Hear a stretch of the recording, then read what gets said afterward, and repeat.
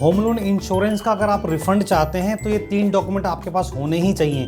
तो तीसरे वाला डॉक्यूमेंट बता रहा हूँ, ये तो मोस्ट इंपॉर्टेंट चीज़ है, तो इसलिए इस वीडियो को अंत तक जरूर देखिएगा। ये जो 3 डॉक्यूमेंट आपके पास होने चाहिए, तभी आपको होम लोन का जो इंश्योरेंस का रिफंड है वो जल्दी से जल्दी मिल जाएगा।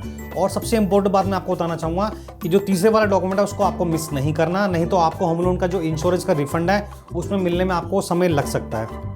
सबसे पहले बात करते हैं कि होम लोन इंश्योरेंस का जो रिफंड है वो आपको कहाँ आवेदन करना है। दोस्तों, जब भी कभी आप होम लोन लेते हैं तो उसके साथ आपको एक इंश्योरेंस दिया जाता है, लेकिन अगर आपने होम लोन का इंश्योरेंस समय से पहले अगर आपने होम लोन को बंद कर दिया तो इंश्योरेंस का जो आपका पैसा है वो बचा हुआ होगा, क्योंकि जो इंश्योरेंस है वो तो एक पर्टिकुलर टाइम तक के लिए होता है। अगर आपने समय से पहले होम लोन को बंद करा दिया तो उसका जो इंश्योरेंस का पैसा है वो बचा हुआ होगा। तो उस इंश्योरेंस के जो रिफंड का जो पैसा है वो आपको जल्दी से जल्दी कैसे मिले, इसके लिए आपके पास 3 डॉक्यूमेंट होने बहुत ज़रूरी हैं। इन 3 डॉक्यूमेंट के बारे में बात करता हूँ मैं। सबसे पहले मैं आपको बताना चाहूँगा कि आपको जो होम लोन इंश्योरेंस देने वाली कंपनी है उसके कस्टमर केयर के ऊपर बात करनी है, और वहाँ पर उनको बात करके आपको ये बताना है कि आपका होम लोन जो है वो बंद हो चुका है, अब आपको इंश्योरेंस का रिफंड चाहिए। तो वो आपको जो बेसिकली 3 डॉक्यूमेंट बताएंगे, उसमें सबसे पहले आपको करना क्या है कि जो मेन एप्लीकेंट है जिसके होम लोन का इंश्योरेंस हो रखा है, मैं मेन एप्लीकेंट की बात नहीं करूँगा, जिसका होम लोन का इंश्योरेंस हो रखा है, उन व्यक्ति को एक सिंपल एक एप्लीकेशन लिखनी है और उस जो इंश्योरेंस देने वाली कंपनी है उनको जो है अपनी डिटेल में इंफॉर्मेशन प्रोवाइड करनी है कि आपका नाम, मोबाइल नंबर, ईमेल आईडी क्या है, होम लोन का अमाउंट कितना, होम लोन कितना था और उसमें कितने टाइम बाद आपने पे कर दिया। ये बेसिक जो डिटेल होती है होम लोन की वो सारी की सारी आपको जो है उस अपनी इन्फॉर्मेशन के अंदर जो आपने एप्लीकेशन लिखनी है उसके अंदर आपको प्रोवाइड करनी है। और प्रोवाइड करने के बाद उनके कस्टमर केयर से बात करनी है। वो आपको कस्टमर केयर वाले जो है अपनी ईमेल आईडी बताएंगे और उस ईमेल आईडी के ऊपर आपको वो एप्लीकेशन सेंड करनी है। और उसके बाद जो आपको डॉक्यूमेंट चाहिए वो भी मैं आपको मेंशन करता हूँ। मोस्ट इंपॉर्टेंट बात मैं आपको बताना चाहूँगा, अगर आपको होम लोन इंश्योरेंस के रिफंड से संबंधित कोई भी अगर आपको जानकारी चाहिए तो आप मुझे नीचे कमेंट्स कर सकते हैं। मैं उस टॉपिक से रिलेटेड जो भी आंसर होगा जल्दी से जल्दी देने की कोशिश करूँगा। दूसरे डॉक्यूमेंट की बात करते हैं। दूसरा डॉक्यूमेंट आपको सिंपली क्या करना है, जो आपकी होम लोन है उसकी आपको एक एनओसी मिली होगी, यानी कि जब आपका होम लोन खत्म हो गया और वो आपने समय से पहले ख़त्म करा दिया, उसके बाद आपको एक एनओसी मिलती है जो ऑलमोस्ट 10 से 15 दिन बाद आई थिंक मिलती है।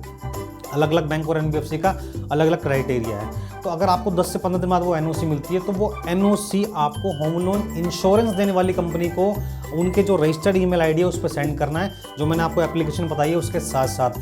वो होम लोन एनओसी, जो होम लोन की जो एनओसी है उससे ये कंफर्म हो जाता है कि आपका जो होम लोन है वो बंद हो चुका है। इस वजह से आपका जो इंश्योरेंस को रिफंड देने वाला जो प्रोसेस है वो आपका वो जल्दी से जल्दी स्टार्ट होता है, क्योंकि इनको बेसिकली 3 डॉक्यूमेंट ही चाहिए होते हैं। तो इन 3 डॉक्यूमेंट के ऊपर आपको ज़रूर जो है ध्यान देना है ताकि आपका समय जो है ख़राब ना हो और होम लोन का इंश्योरेंस का जो रिफंड है वो जल्दी से जल्दी आ जाए।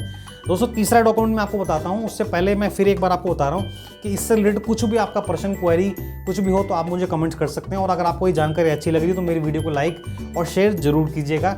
तीसरे डॉक्यूमेंट की बात करते हैं कि दोस्तों, जब भी आप होम लोन लेते हैं तो ईसीएस एक पर्टिकुलर आपके अकाउंट से कटती है, लेकिन ज़रूरी नहीं है कि आप होम लोन का इंश्योरेंस का जो रिफंड है वो उसी अकाउंट के अंदर मंगाएं। ऐसा ज़रूरी नहीं है। अगर आप उसमें मंगा रहे हैं तो अच्छी बात है, लेकिन हो सकता है कि आपका होम लोन का अकाउंट जो है वो बंद हो गया हो, होम लोन किसी भी वजह से आपने जो है उस होम लोन के अकाउंट को अब जो है जिसमें ईसीएस कट रही थी, अब आप उससे जो है आप नॉर्मली उसको यूज़ नहीं कर रहे, आप किसी दूसरे बैंक वाले अकाउंट के अंदर अब आप अपना होम लोन का इंश्योरेंस का रिफंड का पैसा चाहते हैं। तो मोस्ट इंपॉर्टेंट चीज़ बता रहा हूँ मैं, जिस भी अकाउंट के अंदर आप वो चाहते हैं पैसा, उसके अंदर आपको उस बैंक का कैंसिल चेक जो है वो होम लोन इंश्योरेंस देने वाली कंपनी को देना है।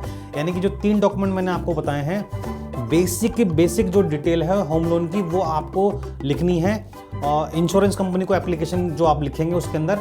और उसके बाद सेकंड आपका जो है होम लोन की एनओसी, जिसके अंदर आपको स्पष्ट लिखा हो कि होम लोन जो है आपका बंद हो चुका है। और तीसरा जिसमें आप पैसा चाहते हैं, आप रिफंड का जो पैसा चाहते हैं वो आप किस अकाउंट में चाहते हैं उसकी कैंसिल चेक की डिटेल चाहिए होती है। बेसिक 3 डॉक्यूमेंट अगर आप ये आपके पास हैं तो होम लोन का इंश्योरेंस का रिफंड का पैसा आपके पास बहुत जल्दी आएगा।